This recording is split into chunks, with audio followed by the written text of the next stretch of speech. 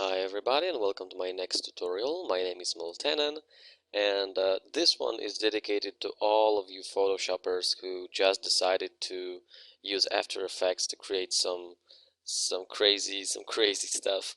And probably most of you are a bit confused because we don't have any of those blending options in After Effects. I mean, the stroke effect, the gradient overlay and stuff like that. Uh, Let me just show you what I'm talking about. Basically, you won't find this in After Effects, but you can still create similar effects, and I've already prepared some presets for After Effects that you can download from my website. And just to show you what I'm talking about, let me just create something in here. For example, a star, or maybe this one.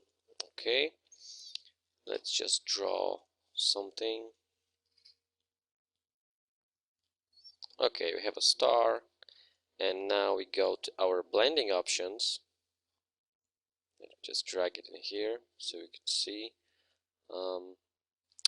And now, first of all, drop shadow. We have drop shadow in After Effects, but it doesn't behave the same way because basically we don't have this parameter inside of After Effects. We only have distance, angle, opacity, and size.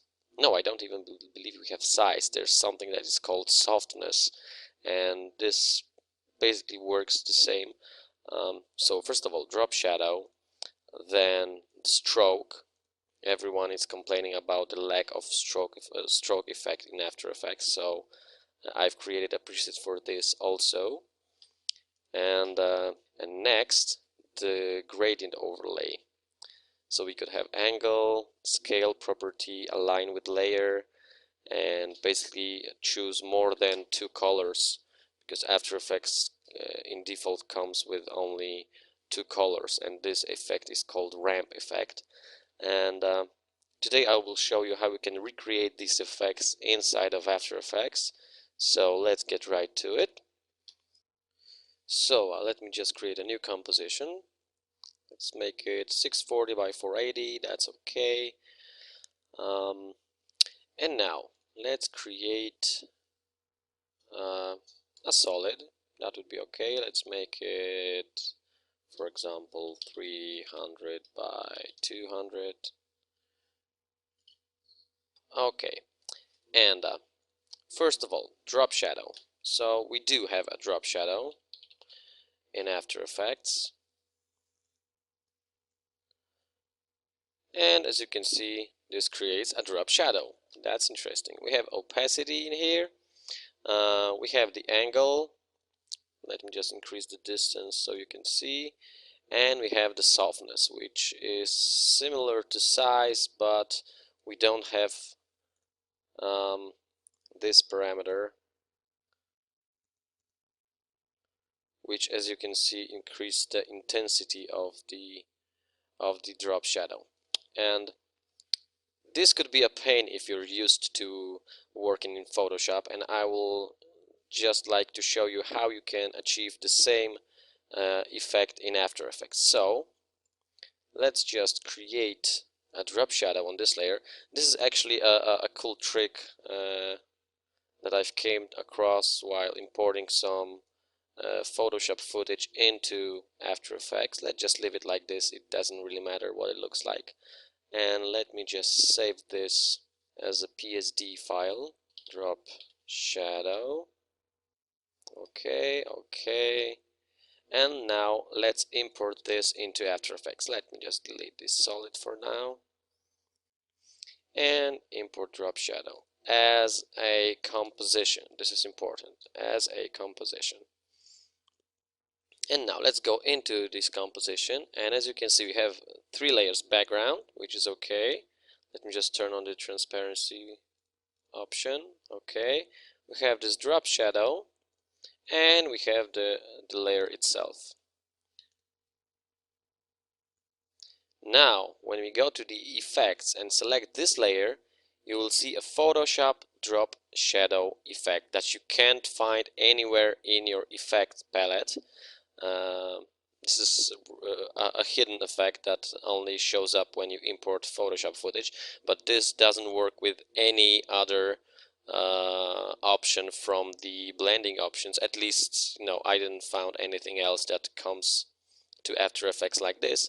And if you would like to use this effect in the future without importing the Photoshop footage, you can just create a preset from this. And to do that, just go to your animation and save animation preset, but be sure that you have this effect selected. So animation, save preset animation, and I already have this in here, so let's call this Photoshop underscore drop shadow. Save, and that's okay. Let me just delete those. Let's go back to our comp and let's create a new solid again, and let's apply Photoshop drop shadow. And as you can see, we have the same effect, but the layer is gone. And this is basically because Photoshop works the same way. Each time you use blending modes, it creates a virtual layer. I think I can call it like that. And this is basically what happens. So if you would like to keep this layer visible, you have to duplicate it and get rid of the effect. So this is the downside of this technique, but you can still have the intensity option. So if that's so important to you, I think you can live with that. Okay, let's move on. Next, what about the stroke effect, right?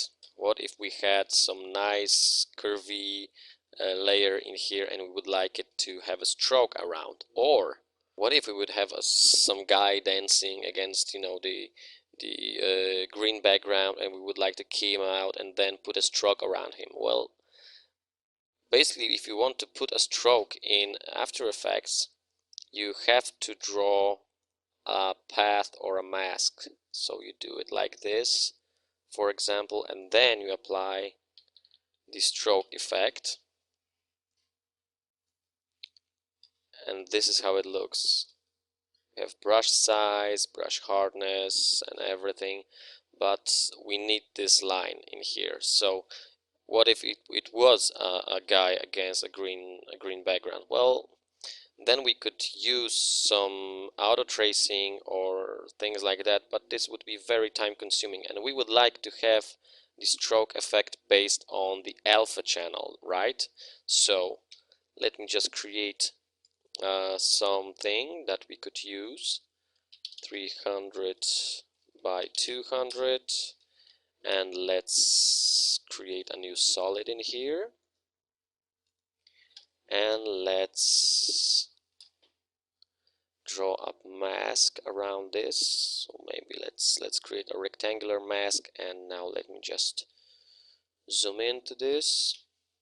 Let's turn on the grid, show grid, and snap to grid would be nice. And now let's use the pen tool to get some round edges around it here. So like this and like this.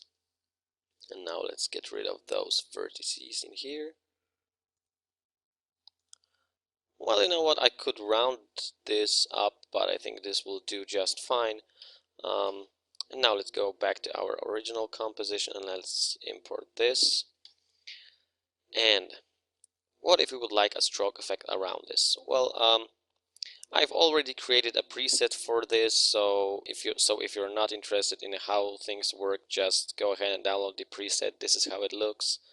You of course need a duplicate layer. This is the only disadvantage of this technique. So let me just go back and duplicate this and apply the stroke effect, and just twirl everything down and open the effects that don't have the ignore here. So we have the size slider and we have the color picker for this, and you can do this with any any type of layer. So this could be a video with alpha channel, for example. Um, and now, if you'd like to know how this works, well, this is basically a minimum maximum filter that is set to maximum right now. And the radius is based on this slider. So this is just a maximum operation with some color adjustment. Is CE color solid that you should have in your default After Effects installation. So there we go. I think this is the simplest way to create a stroke around the alpha channel of any given layer. And now the most interesting part. Let's create a gradient overlay. So let's get right to it. I have a preset for that also. Let me just duplicate the layer. Oh no, we don't need to duplicate the layer right now. Okay, so here we are. Let me just twirl down everything. First of all, angle control. So this is pretty self-explanatory, so I don't think I need to go into details in here. Then align with layer. You already know that from Photoshop. If this option is turned on, then the scale factor calculates the scale according to the size of the layer. If this is turned off, it calculates the size of the gradient from the size of the composition. So this works the same in Photoshop. Let me just move to the blending options and let's apply gradient overlay. So we have align with layer option in here. As you can see, when I go down to 30% and I turn the sun on off, this gradient becomes bigger, and this is okay. We have the angle control also, and we have the gradient picker, right? We don't have the gradient picker in After Effects, but we have something similar. So let's go back. And now, what's this gradient anchor? Well, this is, we don't have this option in Photoshop, but we still use it. I mean, when we turn off the gradient overlay, we can move the gradient up and down, or left and right if we have this in a bit of an angle. So this is it, and anchor point does exactly the same. Let me just turn off this. So gradient anchor is basically the same thing. Just drag the anchor and you get the same effect. And the most interesting part, what if you would like this to be something more than just two colors, right? Because this is basically a ramp effect that comes in with After Effects. Just to show you what I'm talking about, let me create a new solid. Let's go to the ramp, and let's drag it in here. We have these two control points, and we have a start color and the end color. So we only get to use two colors. And what if we would like this to be something more? So let's go back to my preset, and this is where colorama filter comes in. And the thing that interests you the most is the output cycle. And you already have some presets in After Effects built in here. So let's turn on the deep ocean, for example, and there you go, a nice multicolor gradient that you can, modify. Just drag this or drag this off to get rid of the color, and you can also control the alpha of a given color. So this is pretty cool. So this is a good trick if you would always wanted to create multicolor gradients in After Effects and you just didn't know how. I guess that's it. I hope you enjoyed this tutorial, and most of all that you will enjoy my presets that you can download from my website www.meltenon.com. Stay tuned for more exciting tutorials. See you there. Cheers.